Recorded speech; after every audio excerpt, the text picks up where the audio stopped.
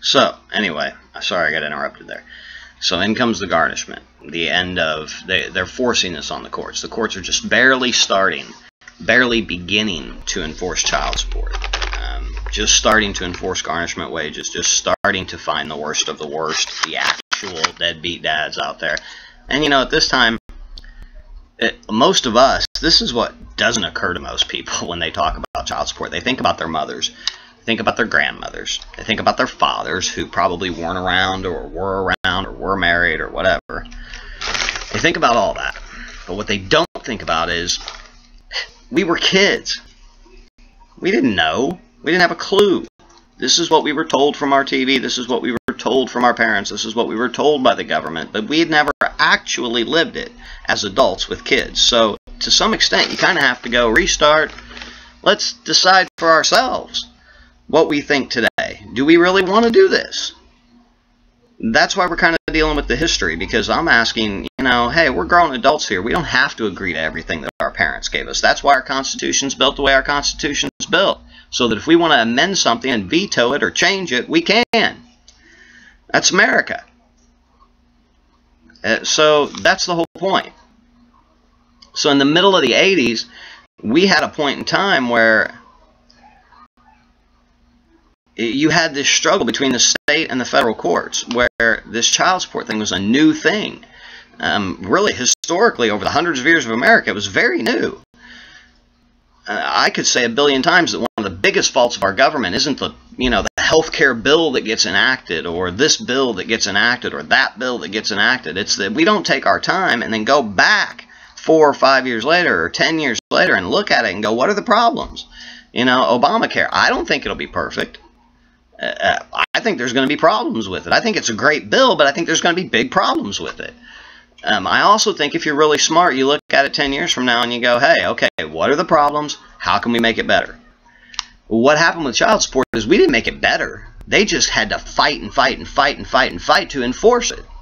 So by the time that Bill Clinton came along, we have a federal law that says you can take up to 50% of somebody's income, and you can enforce that. Now, we still have no federal court established. We have this massive child support agency which has no oversight whatsoever from the states, has no oversight from the federal government. We have both large cities that are huge bureaucracies and small towns that get no attention, that can basically do whatever they want with the numbers. Then you turn around in the early 2000s, and suddenly we have the internet, and we see these posts of the child support people are owed $8 trillion billion in back-owed child support. And I'm living it with my kids in my home going, what? This is crazy. You know, and I've met, I mean, don't get me wrong. When I was in Minnesota, I was up there and I worked the father's rights thing. And I went and worked with the lawyers, and I went and worked with the guys and said, what's going on here? And was doing it for myself. I mean, I wanted my kid. I wanted to know, what are the laws? And I wanted to see the problems that were going on, and I could read the laws, and I knew, and I was filing all my paperwork correctly, and I just couldn't get it through, and I didn't quite understand why at the time. I understand now. But at the same time, that's where we get to where we get to, is now we have millions of people that go to jail every year for child support. Not violent people, hey, you want my gun? Felonies, hey, you want my gun? For money that they don't have, that they never earned, for the most part. You know, this isn't Terrell Owens where he has billions of dollars in funds. And still you have kind of everybody else kind of going, and not my problem. You know, this really isn't my problem. That's your problem with your finances and your money. The whole point of this, by the time we get to the end of this, is really going to be to show you how, when the corruptness of this ensues, and believe me, I'm not the only person. Dial up child support on your YouTube, pull it up on your internet. You are going to find a massive amount of people screaming out about the corruption. I'm going to use both federal law, state law, and my own personal life to show you the example of how this is done, how this corruption happened. How when you go to work and you pay your federal taxes for your income tax, that money is to be used for certain things, whether it be roads, whether it be airports, whether it be hungry kids, whether it be, whatever, assistance, food stamps, whatever, whether you approve of it or don't approve of it, it's supposed to be used for certain things. There's a plan in place. And how, frankly, the federal government's being lied to. I'm going to end this with a simple question, and I'd like anybody else to answer this for me, because I can't get an answer from the courts. I can't get an answer from the state governments. I can't get an answer from anybody. Tell me this.